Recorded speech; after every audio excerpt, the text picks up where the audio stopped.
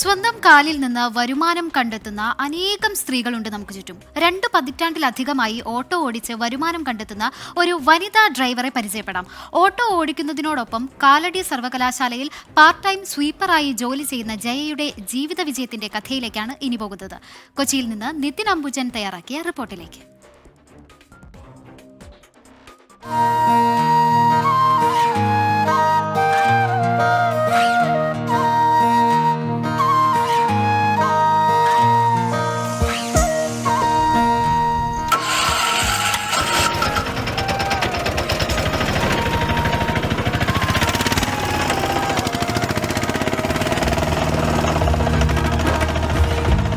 ഞാനിപ്പോൾ ഒരു 22 വർഷത്തോളമായി വണ്ടി ഓടാൻ തുടങ്ങിയിട്ട്. കുടുംബശ്രീ വഴി തൃക്കാക്കര പഞ്ചായത്തായിരുന്ന സമയത്ത് കുടുംബശ്രീ വനിതകളെ ഓട്ടോ ഓടിക്കാൻ പഠിപ്പിച്ചപ്പോൾ ഞാൻ പഠിച്ചതാണ്. അങ്ങനെ 1 മാസം കൊണ്ട് തന്നെ ഡ്രൈവിംഗ് പരിശീലനം പൂർത്തിയാക്കി. കുടുംബശ്രീ തൃക്കാക്കര പഞ്ചായത്ത് തന്നെ മുൻകൈ എടുത്ത് യൂണിയൻ ബാങ്ക് വഴി ലോൺ എടുത്ത് ഞങ്ങൾക്ക് ലോൺ ശരിയാക്കി തന്നു. അങ്ങനെ ലോൺ എടുത്ത് വണ്ടി എടുത്ത് കഴിഞ്ഞപ്പോഴേക്കും പിന്നെ എനിക്ക് വണ്ടി ഓടിക്കണമെന്നായി റൂട്ടിൽ. അപ്പോൾ പിന്നെ വേഗം പെർമിറ്റൊക്കെ വണ്ടി എടുത്തപ്പോൾ തന്നെ പെർമിറ്റ് ശരിയാക്കി തന്നു. അങ്ങനെ ആദ്യം തൃക്കാക്കര പൈപ്പ് ലൈനിലായിരുന്നു പെർമിറ്റ് കിട്ടിയത്. കളമശ്ശേരി മുനിസിപ്പാലിറ്റിയുടെ ഏരിയയാണ് എടപ്പള്ളി ടോള്. അപ്പോൾ അങ്ങോട്ടൊരു പെർമിറ്റ് മാറ്റി അവിടെ ഓടാൻ തുടങ്ങി. അന്നേരം അംഗൻവാടി ടീച്ചറായിരുന്ന സമയത്ത് ഫുൾ ടൈം ഓടാൻ പറ്റൂല. അംഗൻവാടി സമയം കഴിഞ്ഞിട്ടുള്ള സമയമാണ് വണ്ടി ഓടിച്ചുകൊണ്ടിരുന്നത്. രാവിലെയും കുറച്ച് നേരം ഓടും, വൈകുന്നേരം കുറച്ച് നേരം ഓടും. പിന്നെ അവധി ദിവസങ്ങളിലാണ് ഫുള്ളായിട്ട് ഓടാറുണ്ടായിരുന്നത്.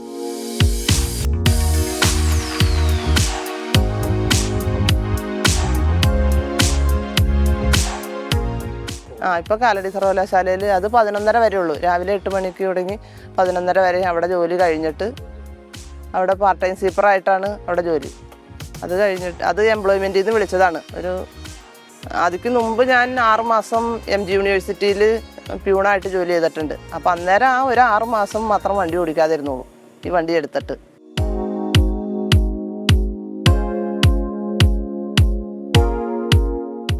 വണ്ടി കയറുന്നവർ എല്ലാവരും നല്ല അഭിപ്രായമാണ് കേട്ടോ. ഇപ്പോൾ കഴിഞ്ഞ ദിവസം ഒരു വല്യപ്പൻ നല്ല സൂപ്പറാണല്ലോ എന്നും പറഞ്ഞിട്ട് ഞങ്ങൾക്ക് ഒരു ദിവസം കയറണം, 2 വീലർ ഉള്ളത് കൊണ്ട് വണ്ടിയിൽ അങ്ങനെ കയറാൻ പറ്റണില്ല എന്നും പറഞ്ഞ് ഒരു ദിവസം വന്നിട്ട് അതിൻ്റെ ഭാര്യനെയും കൂട്ടി ടോളിൽ നിന്ന് വണ്ടിയിൽ കയറി. കാര്യം അടുത്താണ്, എന്നാലും ഞങ്ങൾക്ക് ഒരു ആഗ്രഹമാണ് മോക്കടെ വണ്ടിയിലൊന്ന് കയറണമെന്നുള്ളത് എന്നും പറഞ്ഞ് വണ്ടിയിൽ കയറി. അവരെന്നിട്ട് 30 രൂപയുടെ ഓട്ടോ ഉള്ളൂ, എന്നിട്ട് 50 രൂപ തന്നിട്ട് പോയി. ഇത് വച്ചോട്ടാ, ഞങ്ങളുടെ ഒരു സന്തോഷത്തിന് ഇത് വച്ചോന്നും പറഞ്ഞ് തന്നുകൊണ്ട് പോയി. എല്ലാവരും നല്ല സപ്പോർട്ടാണ്. ഇപ്പം 30 രൂപയുടെ ഓട്ടാണെങ്കിൽ 50 രൂപ എന്നിട്ട് ബാക്കി മേടിക്കില്ല. ഇത് വെച്ചോട്ടാ, ഞങ്ങളുടെ സന്തോഷമാണ്. ഞങ്ങൾക്ക് വനിതകൾ ഓടിക്കണ കാണുമ്പോൾ തന്നെ ഒരു സന്തോഷമാണ്.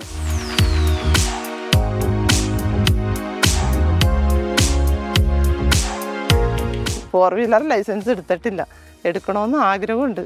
എനിക്കൊരു ആഗ്രഹമായിരുന്നു ബസ് ഓടിക്കണമെന്നുള്ളത്. പക്ഷെ അതിനുള്ള സൗകര്യം കിട്ടിയില്ല. പക്ഷെ ഇനിയിപ്പോൾ വയസ്സും കഴിഞ്ഞു പോയല്ല. അങ്ങനെ എനിക്കൊരു മടുപ്പേ തോന്നിയിട്ടില്ല. കാരണം ഈ വണ്ടിയാണ് എൻ്റെ ജീവിതം. വണ്ടിയും കൊണ്ടാണ് നമ്മുടെ എല്ലാ കാര്യങ്ങളും. ഇപ്പോൾ വീട് വെച്ച് മക്കളുടെ കല്യാണം നടത്തി, ഇതെല്ലാം ഈ വണ്ടി. കാരണം അംഗൻവാടി ജോലിയിൽ ശമ്പളം തീരെ കുറവാണല്ലോ, അതുകൊണ്ട് നമുക്കൊരു കുടുംബത്തിന് ജീവിച്ചു പോകാനൊന്നും പറ്റില്ല. പിന്നെ ഞങ്ങൾ 2 പേരും, ചേട്ടനും ഓട്ടോയാണ്, ഞങ്ങൾ 2 പേരും കൂടി ഇത് ഓടിച്ച് മുന്നോട്ട് പോണ്. പ്രതിസന്ധിക്ക് മുന്നിൽ ഓട്ടം നിർത്താൻ ജയക്ക് മനസ്സില്ല. സ്വപ്നങ്ങളിലേക്കുള്ള ജയയുടെ ഓട്ടം നിർത്താതെ ഇങ്ങനെ തുടരുകയാണ്. കൊച്ചിയിൽ നിന്ന് വിഷ്ണു കച്ചേരിക്കൊപ്പം നിതിൻ അംബുജൻ, 24.